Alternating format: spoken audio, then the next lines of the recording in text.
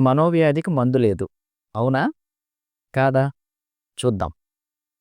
మన బాడీని control చేసేదెవరు? Boss brain గదా! మరి మన ఎమోషన్స్‌ని, ఆలోచనల్ని, బిహేవియర్‌ని కంట్రోల్ చేసేదెవరు? అది కూడా బ్రెయినే. కొన్ని న్యూరోకెమికల్స్ ద్వారా. మనం ప్రతి విషయానికి ఎక్కువ ఆలోచించి బ్రెయిన్‌ని ప్రెషరైజ్ చేశామనుకోండి, బ్రెయిన్ డిస్టర్బ్ అవుద్ది. అప్పుడు కెమికల్ లెవెల్స్ అన్నీ ఆల్టర్ అయ్యి సైకలాజికల్ ప్రాబ్లమ్స్ వస్తాయి. ట్రీట్మెంట్ ఏం చేస్తామంటే వే ఆఫ్ థింకింగ్‌ని మార్చుకోవటానికి, స్ట్రెస్‌ని హ్యాండిల్ చేయటానికి కౌన్సెలింగ్ చేస్తాం. కెమికల్ లెవెల్స్‌ని కరెక్ట్ చేయటానికి టాబ్లెట్స్ ఇస్తాం. సో, మనోవ్యాధికి మందుంది. కౌన్సెలింగ్ కూడా చెయ్యాలి.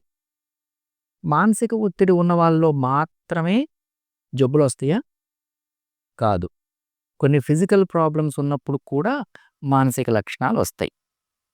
ఎగ్జాంపుల్ థైరాయిడ్ కంట్రోల్‌లో లేకపోయినా, షుగర్ కంట్రోల్‌లో లేకపోయినా, బాగా ఎనీమియా ఉందనుకోండి రక్తహీనత, బ్రెయిన్‌కి వెళ్ళే బ్లడ్ సప్లై, ఆక్సిజన్ తగ్గి బ్రెయిన్ ఫంక్షన్‌లో తేడా వస్తుంది.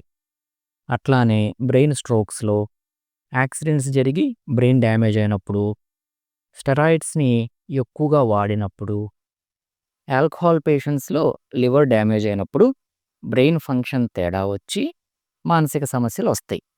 వీళ్ళకి ట్రీట్మెంట్ ఏం చేయాలంటే ఫిజికల్ ప్రాబ్లమ్‌కి సంబంధించిన మందులిస్తూ, ఆ జబ్బులు తగ్గే కొద్దీ మానసిక లక్షణాలు చాలా వాటికి తగ్గుతాయి. అవసరమైతే కొంతకాలం సపోర్టివ్‌గా సైకియాట్రిక్ మెడిసిన్స్ ఇస్తాం. వీళ్ళలో మానసిక ఒత్తిడేం లేదుగా. కాబట్టి కౌన్సెలింగ్ యొక్క రోల్ పెద్దగా ఉండదు. కాబట్టి ఫిజికల్ హెల్త్ బావుంటే మానసిక లక్షణాలు, వ్యాధులు వచ్చే అవకాశం తక్కువుండిద్ది.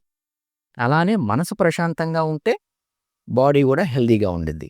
సో, మనందరం ఫిజికల్ హెల్త్‌ని, మెంటల్ హెల్త్‌ని అశ్రద్ధ చేయకుండా రెండిటికి ఈక్వల్ ఇంపార్టెన్స్ ఇద్దాం. Thank you for watching.